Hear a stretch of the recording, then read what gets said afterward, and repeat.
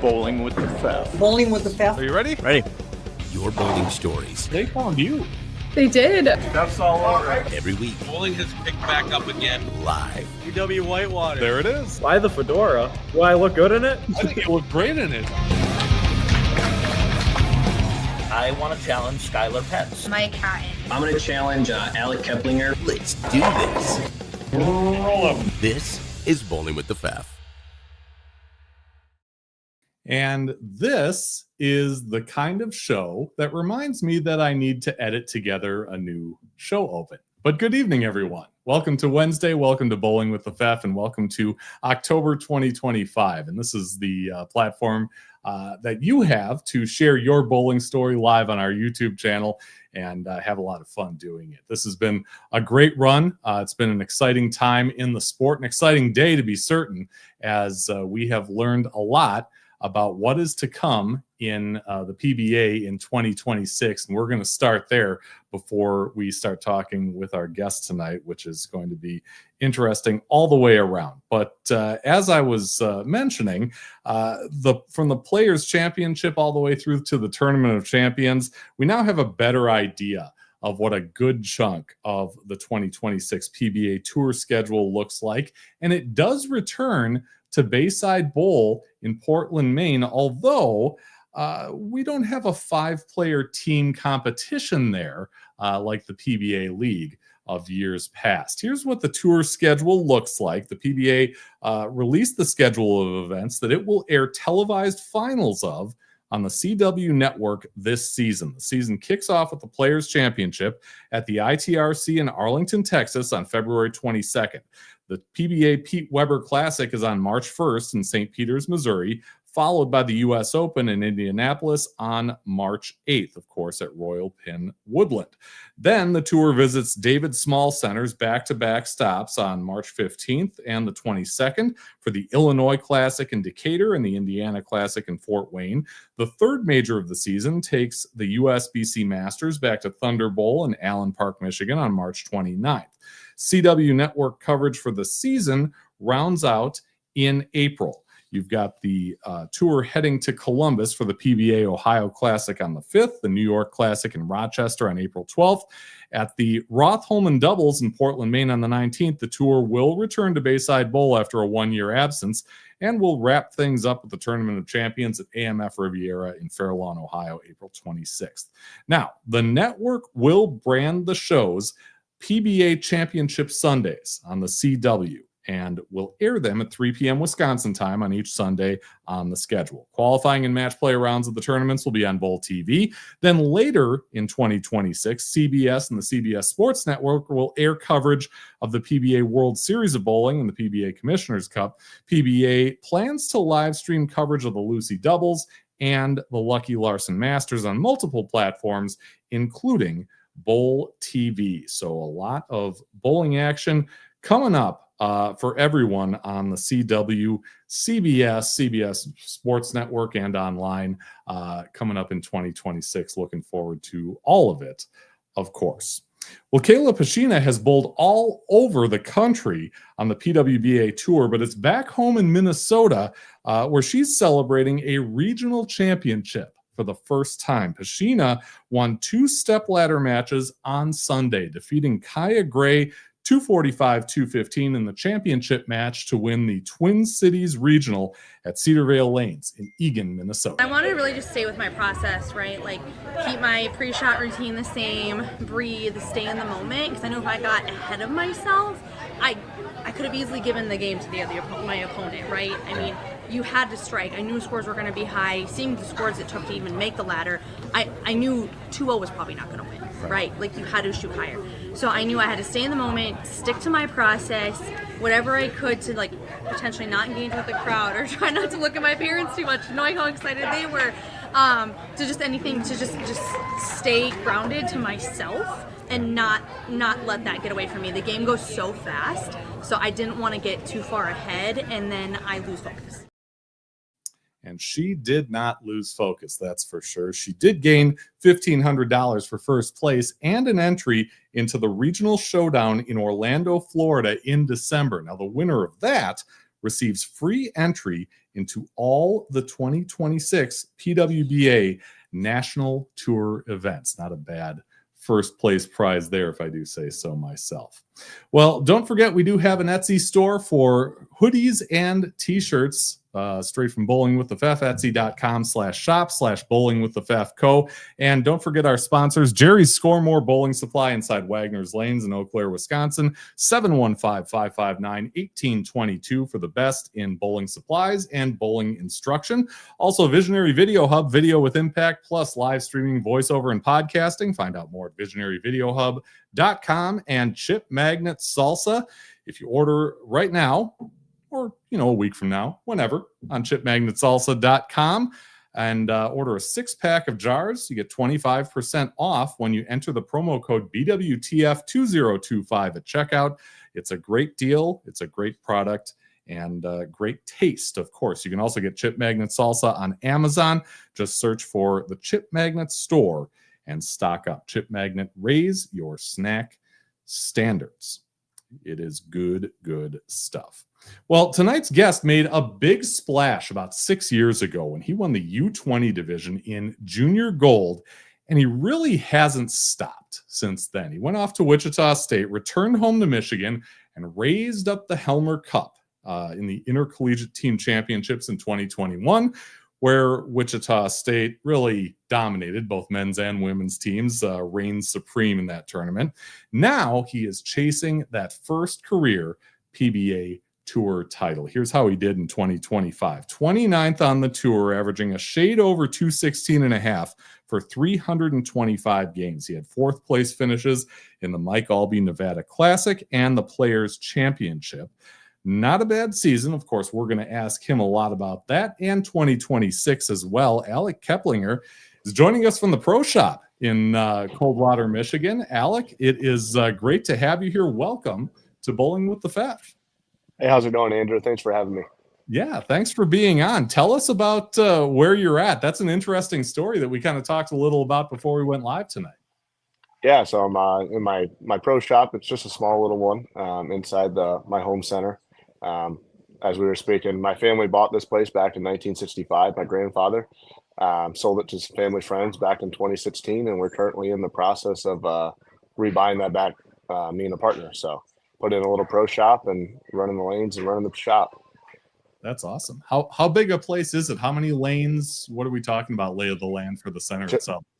Just a little 12-lane center, but we got a nice bar and restaurant downstairs that go with it. Full leads every night of the week. Okay, cool. Sounds great.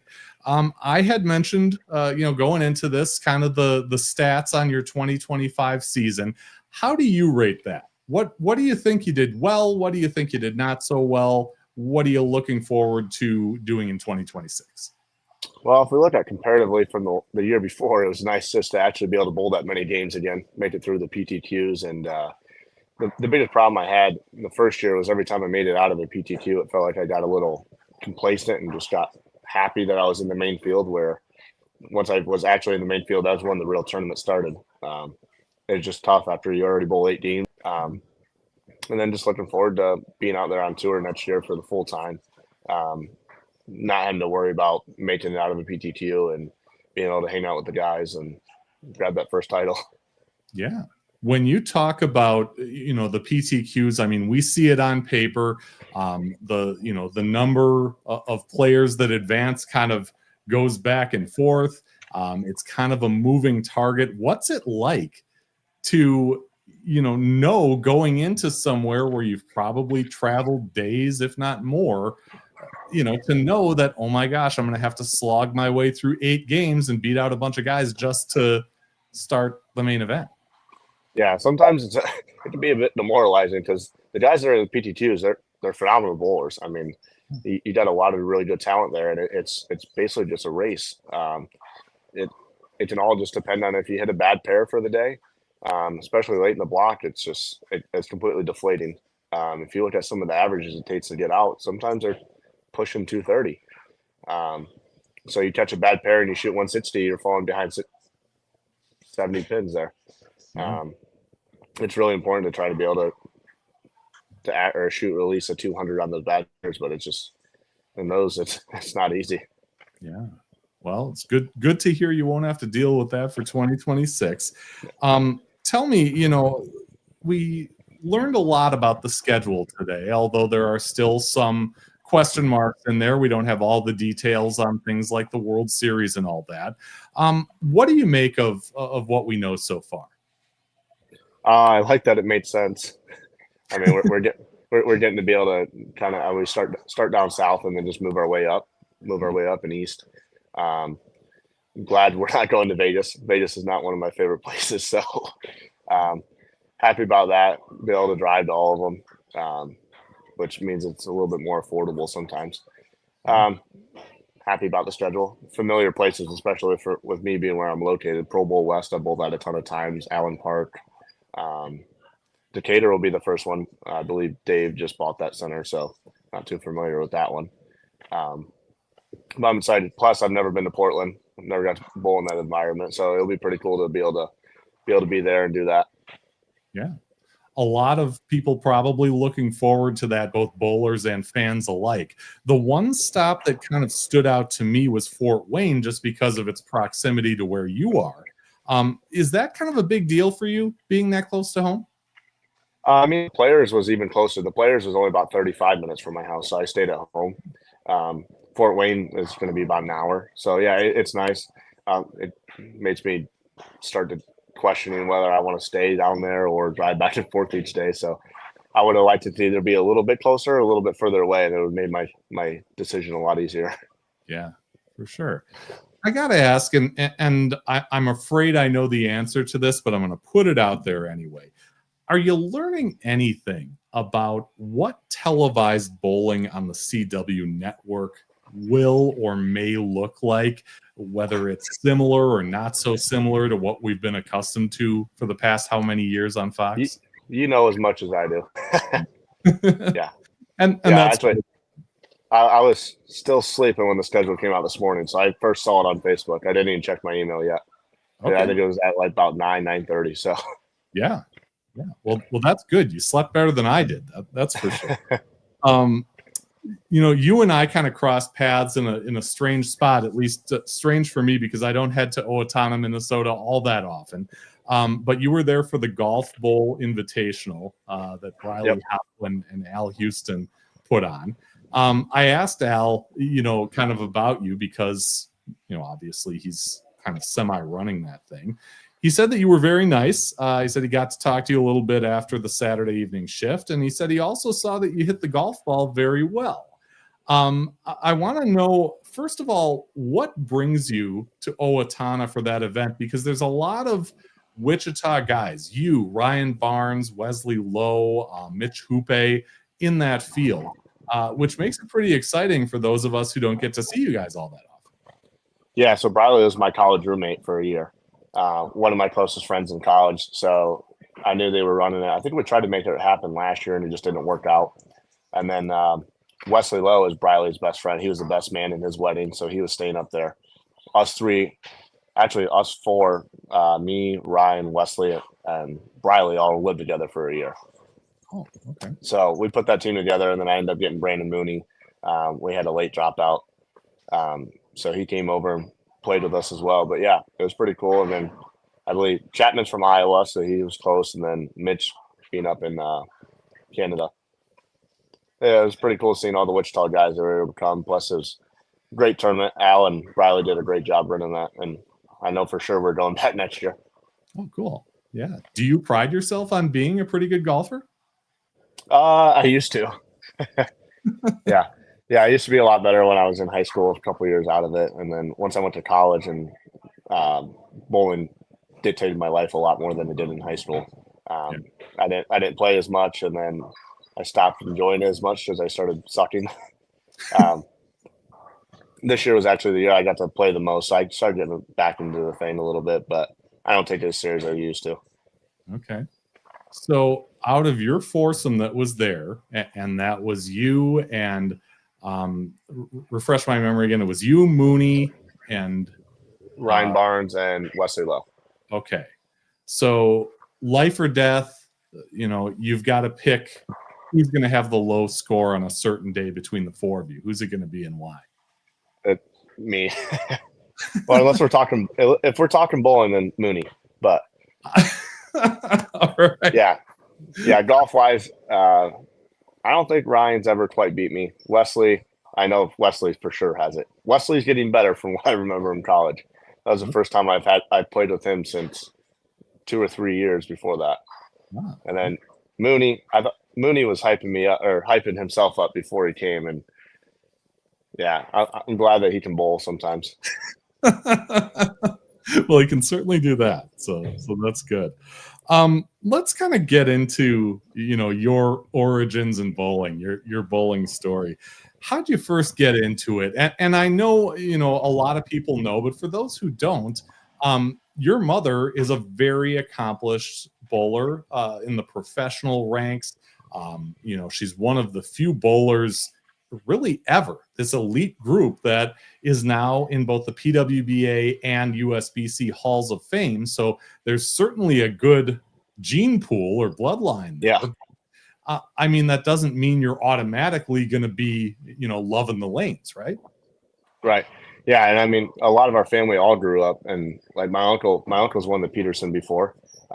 He's a phenomenal bowler as well. Just never quite decided to go out on tour, but very well could have made it. My mom, between her, my grandpa, my dad, and my uncle, they all got me into bowling, and I used to come up here every day. I remember snow days sitting here bowling 30 games a day, and then going back and helping my uncle work on the machines and learning all that stuff. But yeah, it's been quite a ride from where I started. Yeah. Would you consider yourself in kind of the same vein as like an Anthony Simonson, where you are not only a huge competitor on tour, but also, really in tune with how that stuff operates and how to fix pretty much everything? Yeah, well, there's a little bit of a difference between him and I, because he likes to go and take all these classes on all the different kinds of machines. I just really know the 8230s, which are some of the original ones. Sure. Yeah, Simo, I'm pretty sure we could put him on any. He's actually talked about trying to come visit me when the tournament's close, because he wants to see our lanes, just because they're antiques pretty much. Yeah. But yeah, he knows his way around quite a bit of machines, and I actually got to room with him my first year on tour for a little while, so I learned from him more of the lane graph readings and certain things about oil machines, because he dives into depth on a lot of that stuff. Yeah. But you're right. There are not many 8230s around, depending on where you are in the country. Where I live, it's 8270s and A2s. But I've heard in Buffalo, there are several spots with 8230s. Yeah, I've seen him obviously in all the Facebook groups, and it's funny you bring up Simo, because every time there's a post about 8230s, he sends it to me. Anytime I need spare parts. Okay. Yeah. Hopefully he's checked out Joe the Pro on YouTube. All his stuff is about 8230s. So. Yeah. Our big plan is, as soon as we can, to go to string pins. So okay. I'm looking forward to them. Yeah.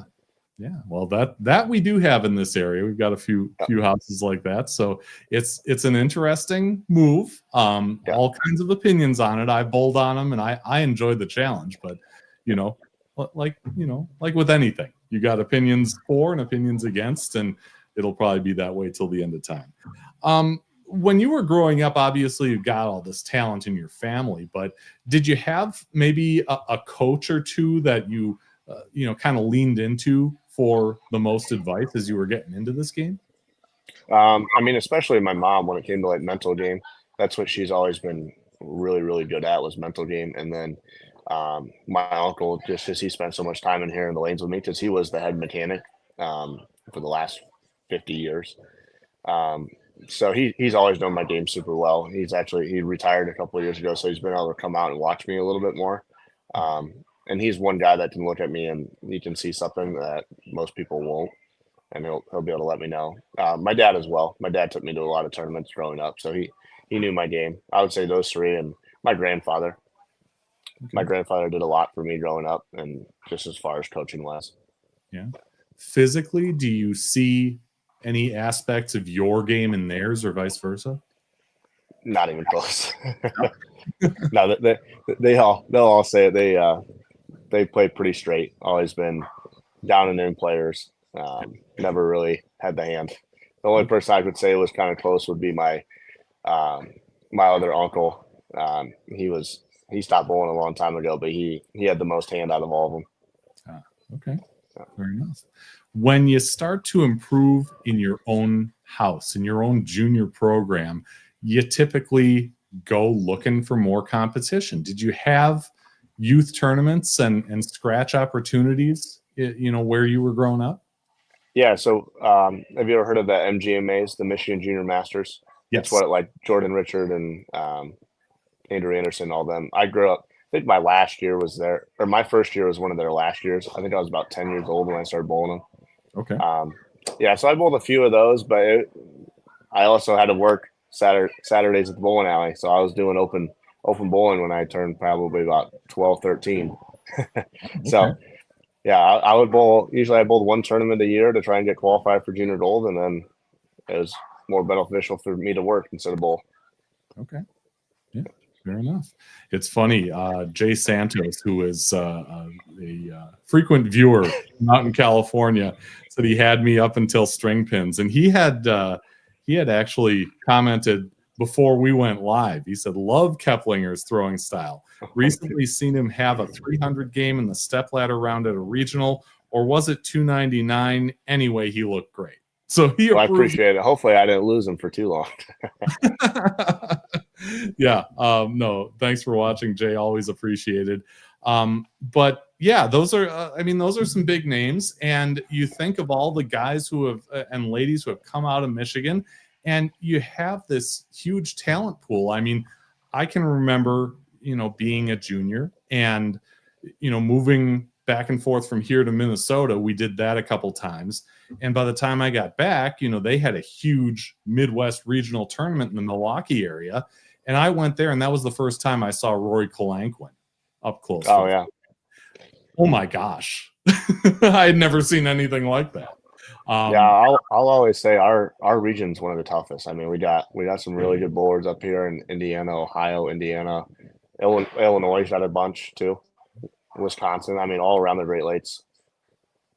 Yeah, but there's something about Michigan. I don't know. It was always pretty tough to do a whole lot around here. I mean, we have the I don't know if you know Brian Reagan. He runs a lot of sweepers that a lot of big names show up to. Yeah, the Midwest Scratch Series, I think. Mm-hmm. Yep. Yeah, no, there's great bowlers, great talent, and it's always cool to see folks from the Midwest, succeeding at all levels. You mentioned junior gold.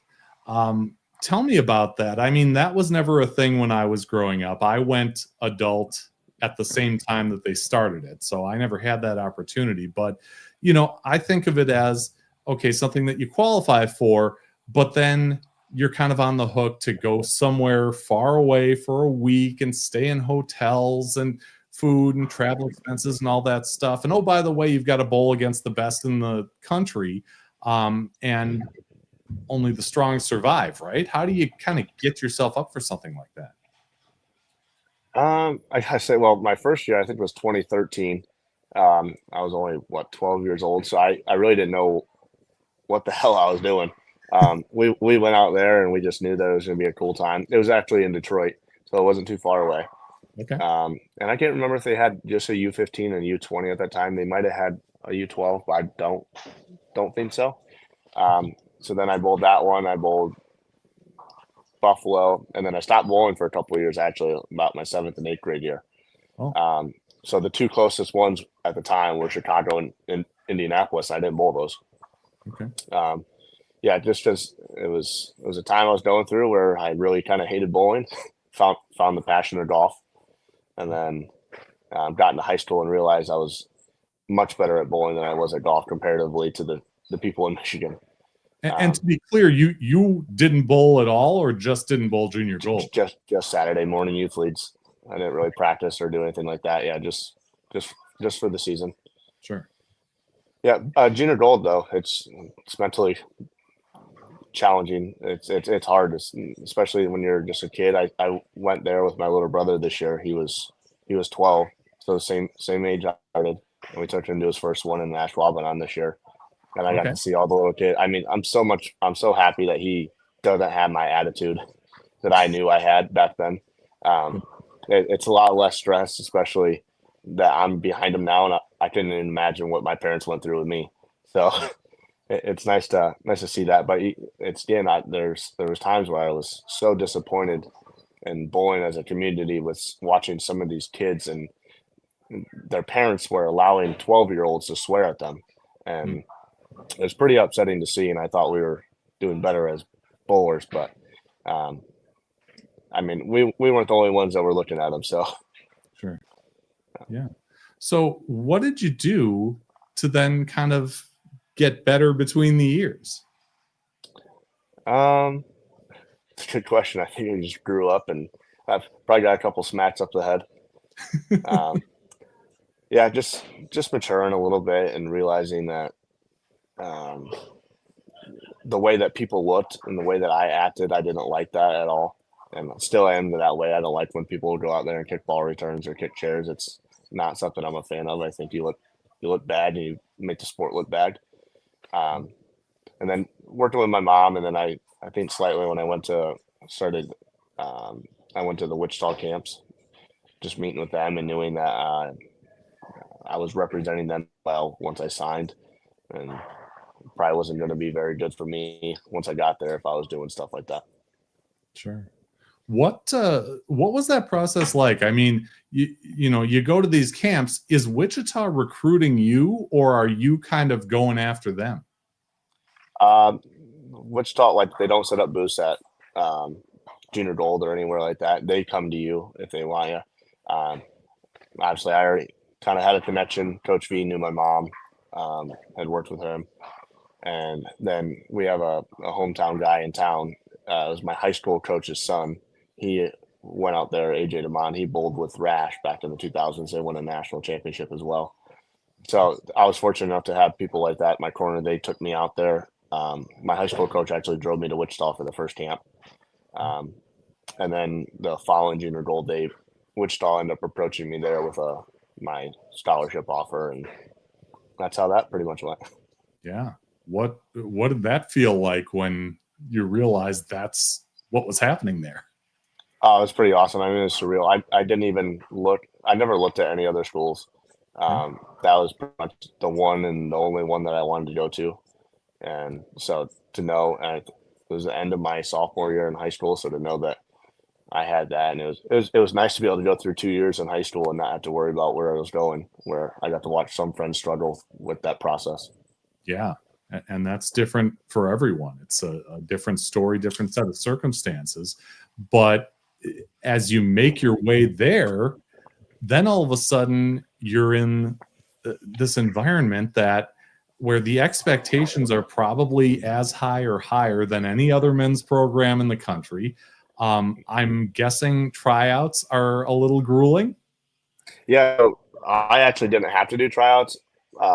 We were on the pre-select team. I don't remember how long ago they stopped doing tryouts for us, but we had our own sort of tryouts. We did our skills tests and stuff like that, and then actually my freshman year we had a tryout just for the select team. It's not fun. And ours was late at night after the regular teams, but some of the things that they put their the kids actually trying out through, I mean, I can tell you I wouldn't want to do it. But I mean, that's why we have the best of the best. Everybody wants to come. That's why Wichita's dominates every year. Yeah, for sure. I have had the pleasure of interviewing Coach V. I've talked to him on the phone a few times. You hear the stories, but there are a few coaches out there that kind of make you want to run to the lanes and bowl for them. And I've always said that he's one of them. And that's easy for me to say, being on the outside looking in. What was it about him that kind of solidified that, hey, this is the place for me. This is where I'm going to better myself, and it's going to be a good fit? Well, just kind of hearing all the stories from my mom and seeing how good he was working at the mental game. I knew that's something that everybody can always improve on. So I wanted to go there. And then just the assurance that he gave you in yourself and making you feel like you were good enough to be there. Because at times, I mean, you're going like when I transitioned there, I just came off winning junior gold that summer, making Team USA my first time.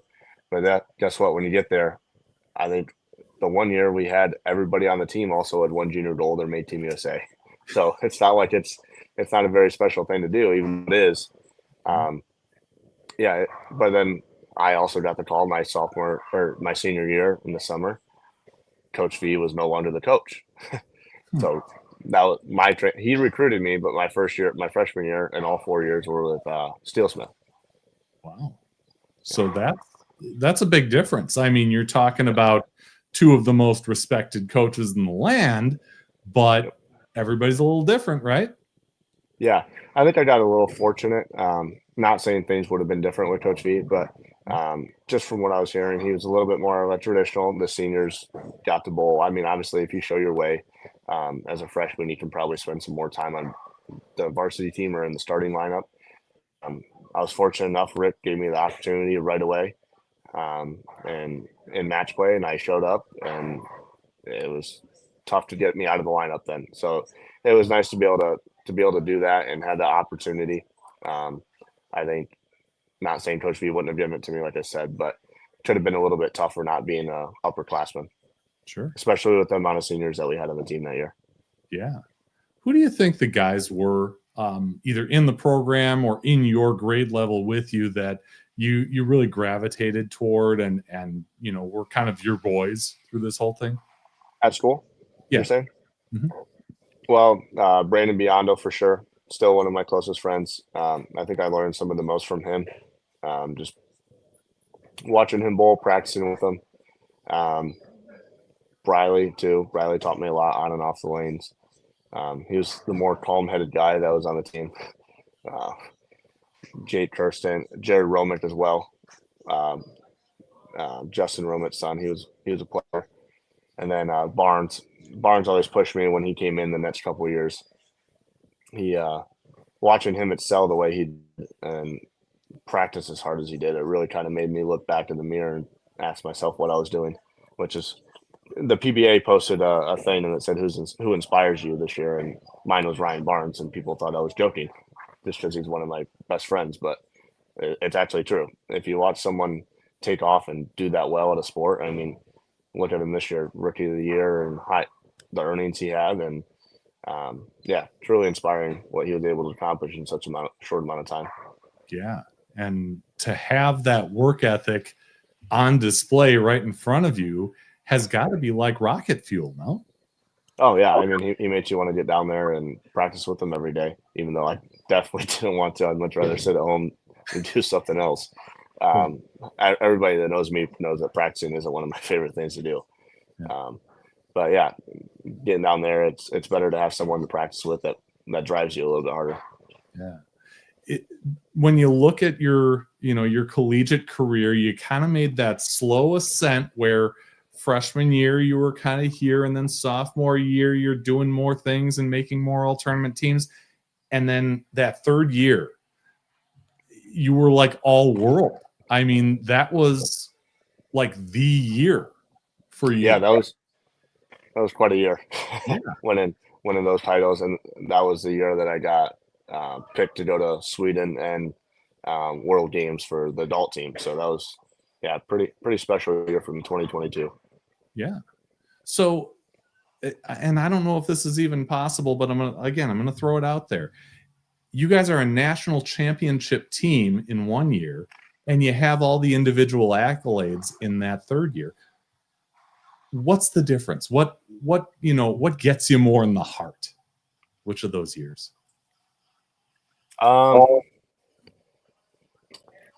don't know. It's so special. Both years are special for their own separate reasons. I mean, my first year was just because it was so cool. It was a couple of my really close friends, Briley and Brandon Biondo, their senior year. So it was really cool getting to have that one last experience with them and send them off being national champions. And there's nothing like team bowling. I mean, especially college. It's awesome. And then sophomore year, it was just or my senior year, excuse me, was pretty special too. I mean, we had that younger group, and we had just lost the year before after getting reverse swept, after making it to the finals once again, and then me getting to be able to throw the last shot to win. And it's very special that my fiance also did the same thing just earlier in the day. She threw the winning shot to win the national title, and then we both got MVP. So yeah, it was quite a storybook ending there. For my last shot ever in college bowling was to win the national title. Never threw another shot after that. That's crazy. Yeah. And you were together back then?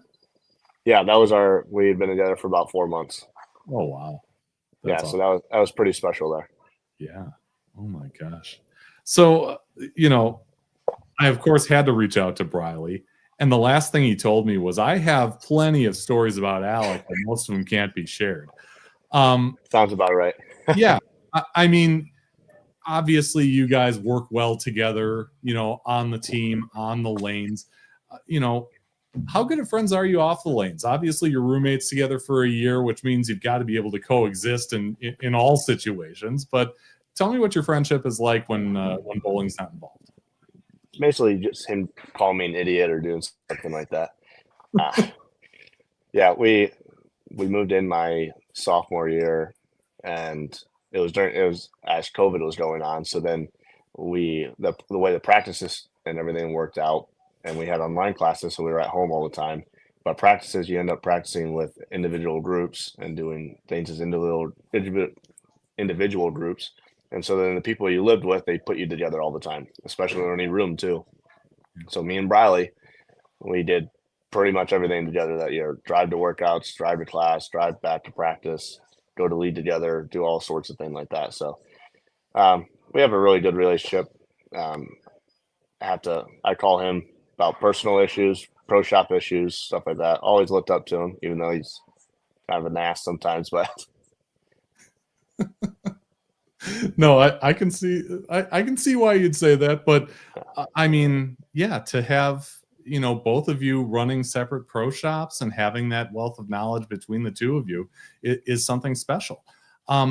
Speaking of having a wealth of knowledge, I mean, as you're proceeding and having this incredible year, is this the point that you're thinking about, hey, maybe I want to give the tour a try? Yeah, I think there was never any doubt that I was going to go do it. But it definitely just reassured, especially because my track record at PBA events hadn't been the greatest so far. I think I finished on the bottom 2 or 3 pages of the U.S. Open the 3 years I bowled it. 3. Okay. And then that 2022 year was the first time I ever cashed, and I made match play at the U.S. Open. So it was that one was really reassuring. My first cash ever being at the U.S. Open was pretty special to me. Sure. Is that the kind of thing as you're winding down your career at Wichita State, maybe you go up to Coach Steele Smith and say, hey, I want to be on tour. You were on tour. Yeah, I mean, and there's still times where I've sat down and talked to him. I actually just talked to him a couple weeks ago how I'm going to go down before tour starts and just have him check out the game and go through a couple things just to get me ready for the tour. I'll probably stop there on the way way to Dallas. Okay. Yeah. But yeah, the end of the time there at Wichita, I definitely started talking to him because college bowling doesn't always translate to PBA bowling. So I was trying to get his thoughts on what he's seen in the current game out on tour to be able to translate to my game. Yeah. What's he like as a coach? I mean, a lot of us, again, don't get to see that side of him, on the inside like you have. Quiet. Yeah. He's a lot of fun. I mean, he's one of the nicest guys you'll meet, and he's just very quiet and reserved. He likes to kind of step back, and if we start struggling, he'll kind of call us back and start talking to us. But other than that, he kind of gives us the free reign. He's done that ever since his first year, which was pretty nice. He's one of the smartest people, especially physically wise, that I've ever worked with. So okay. Very cool to have him as a coach, and I was pretty blessed there. Yeah. One of the things that I did ask Briley, though, was about kind of your start on the tour. And he said he thinks it's awesome that you've seen some success early in your career so far. He says you've had some very high moments and some not so high moments. He said when you went on tour year one, you chose to make a brand switch to Hammer, switching from Storm. So your first year was not only learning how to play the game at the tour level, but also learning all new equipment, which can be a huge change. Tell me about that. I mean, Storm, I'm guessing you were with because of their relationship with the Wichita State program? Not really. When I first came out of high school, I was actually with EBI. Okay. And then that ended up, once a transition happened between Brunswick and EBI, ended up some things happened there, and I ended up switching. Obviously, my mom's connection, I ended up reaching out to the old rep, Jim Callahan, and got a few balls to try out, ended up signing with Storm. It did make it easier to be able to be on Storm and work with other guys on the team throwing the same balls. And then I almost switched my senior year, but I also didn't because I didn't think it was fair to my team to switch and have that time of trying to learn balls as well, especially coming up on postseason. So I put that off another year. And then, Briley is one of the people I called to ask him what his thoughts were on taking a new contract, and multiple times calling him to figure out what the hell my ball was doing and try to figure out new layouts to be able to get my ball to go through the pins the right way. It was quite a time to learn on tour that year, and it wasn't a whole lot of fun, to be honest with you, but I'm very happy to be with Hammer now and the Braves of Brunswick. They've treated me awesome, and I love being close to them, being able to go up there and work with all the guys. Yeah. Are there certain guys, tour reps or whatever, that really tell you, oh yeah, this is the right decision for me. I really value this particular relationship, or this guy really knows my game so well, and that's why I value deal with them? I think it kind of depends on the week for me. All three of the guys that we have out there, Mike Wolf, Jason Loshner, and Dino Castillo, they all pay attention and they know what they're talking about. So I respect them all in their own ways, and I'll always listen to what they have to say. And most of the time, I'll probably end up doing it because they're definitely smarter than me. I had spent a little more time with Loesch, and then actually this year it ended up being a little bit more Dino. So it kind of depends on who's around, and if I'm struggling or if I'm bowling well and I want one of them, or one of them helps me. I think it just kind of depends on week to week. Yeah. What did you see from Dino after that moment at the Masters with Gary Haynes, and why don't you go kiss your wife? Yeah, I mean, I know he was getting a lot of jokes about it afterwards. I wasn't there for it, and I'm trying. What was the next event after that? Was it the Players? Did we go back to back there? Might have been. I can't. I want to say we might have been. So I didn't get to spend a whole lot of time with him, but I know there was some talk and just people joking around with him. So it was pretty cool to see, though. Yeah. I mean, that's what you look for in a ball rep. It doesn't matter if you need just a little bit of talk down like that, or if you need advice on the lanes. They're there for it all. Yeah. Yeah. Situational help, and it worked. You won the title. Another thing that Briley said is, he has confidence. You will be successful out there. And he mentioned your mom, a Hall of Famer. So you understand what it takes. Do you think that has something to do with success, kind of having, your mom to draw advice from and things like that? Yeah, I definitely think so. I keep saying how mentally tough she is. But my uncle says it too. She was one of the best ones out there. I mean, even when you were down. And so she's great.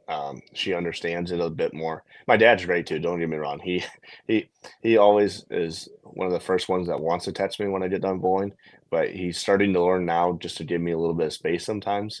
And he's never understood why sometimes I chew his head off. Where my mom has always understood because she's been in the same boat. It's a little bit different bowling lead and bowling bad and bowling at a tournament and bowling bad, and when it's your livelihood. But yeah, it's great to have her to rely on. And by the way, I gotta say, these are some of the nicest comments I think Briley's ever said about me. So I'm glad that we had this on recording.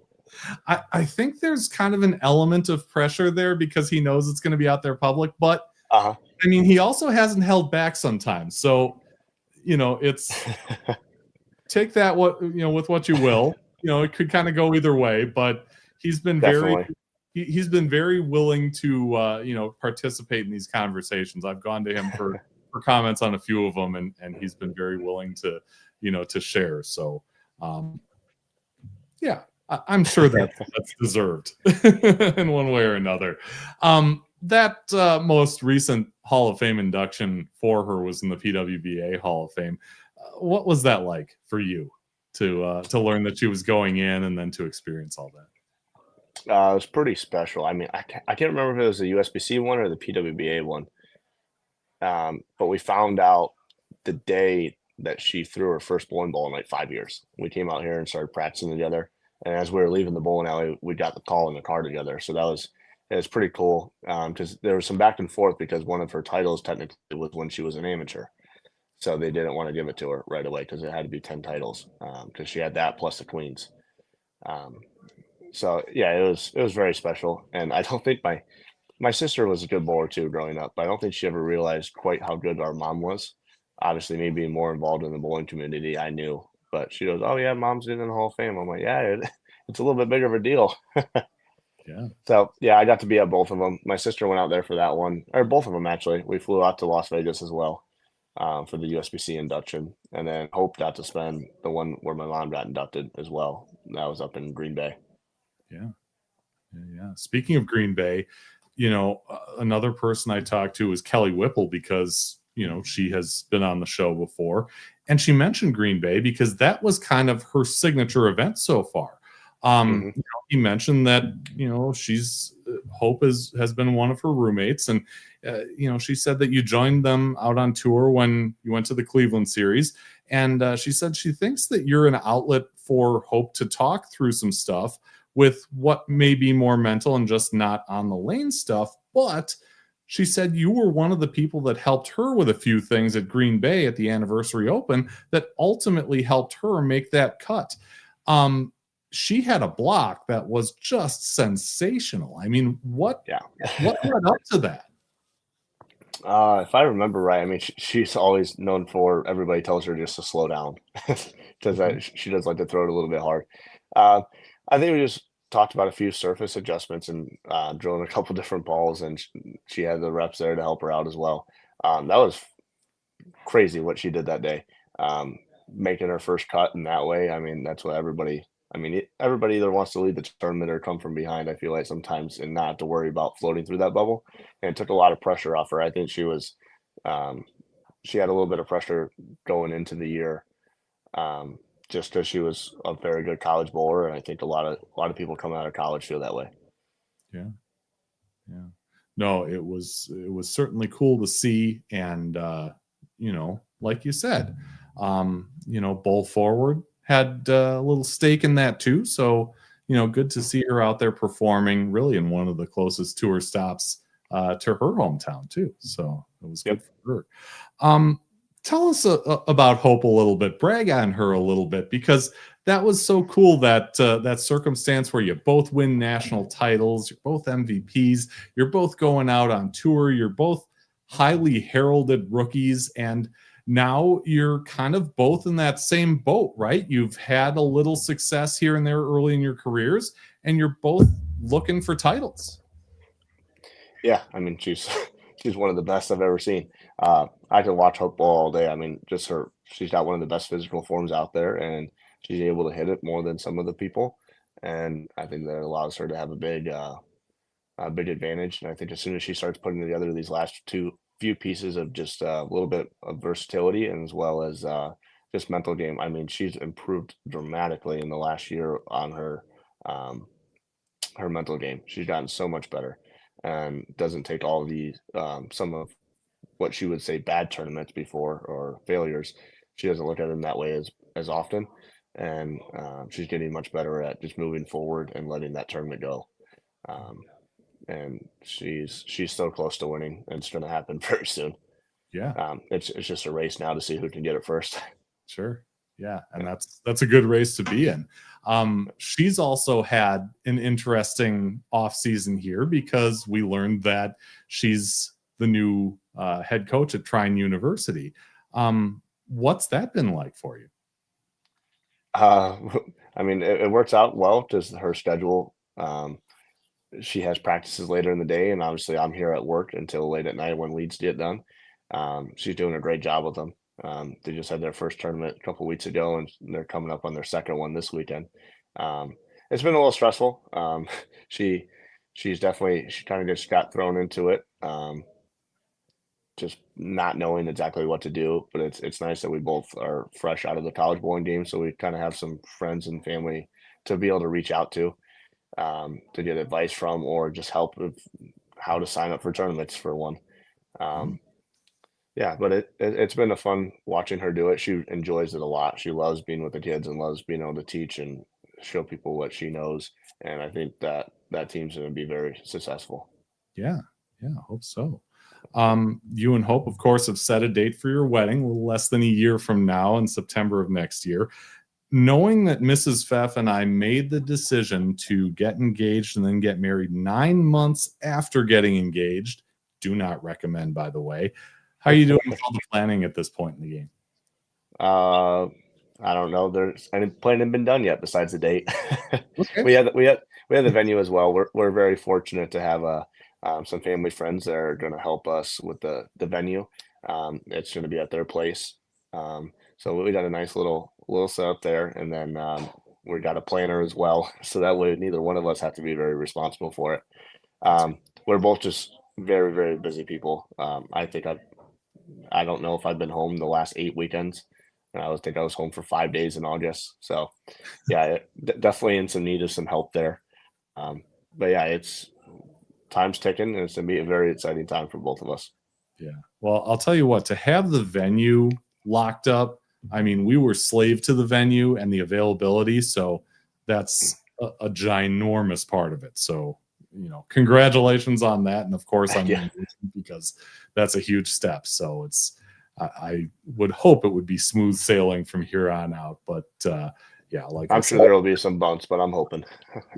Yeah, for sure. No, it'll be great, I'm sure. All right. So this is the part in the show that I kind of described to you earlier on, but for those who haven't seen it before, take a look at this. Let's go off the sheet. Challenge a bowler to appear on a future episode. I would like to challenge Will Madison. I would say Diana Zavulova. The better Russo, Lauren Russo. We're looking for anyone who has a passion for the sport and a unique story to tell. All right. They don't have to be a pro. They don't have to be from Michigan, but they certainly could be either or. Alec Keplinger, who would you like to challenge to be a future guest on Bowling with the Pfeff? I know we talked about someone, but let's do Hope Gramley. I think she would enjoy doing this, and let's get her on here and see what she has to say. Yeah. Well, I would hope this would be easy. You can just tap her on the shoulder and say, hey. Yep. I think she's here right now. She's got to drill some balls for the team. So there you go. Yeah. Hey, honey, guess what I signed you up for? Well, Hope, if you can hear me, we'd love to have her on, have her get a hold of me. I'm easy to find. And if for some reason Facebook goes down or whatever, I'm at bowlingwiththepfeff@yahoo.com.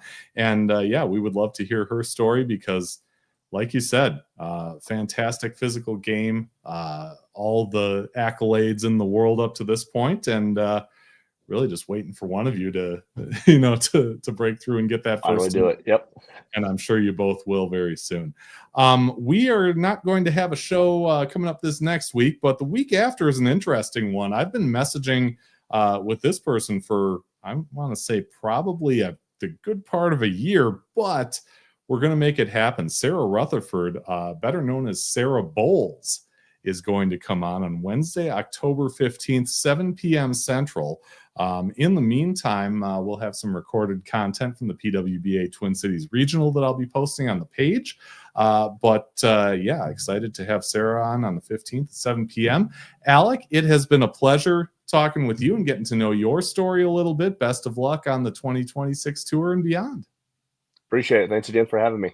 Yeah, you bet. And thanks to all of you for watching. Always appreciated. Have a great night and a great couple weeks. We will see you again soon. Thank you for watching Bowling with the Fef. Pound the like button and subscribe button. It's the easiest way to support the channel, and it's free. Bowling with the Fef is brought to you by Chip Magnet. Raise your snack standards. Jerry's Score More Bowling Supply inside Wagner's Lane. So Eau Claire, Wisconsin area's leader in bowling products and services since 1988. And Visionary Video Hub. Video with impact. Email bowlingwiththefef@yahoo.com with questions or to appear on the show. You can also reach out on your favorite social media platform.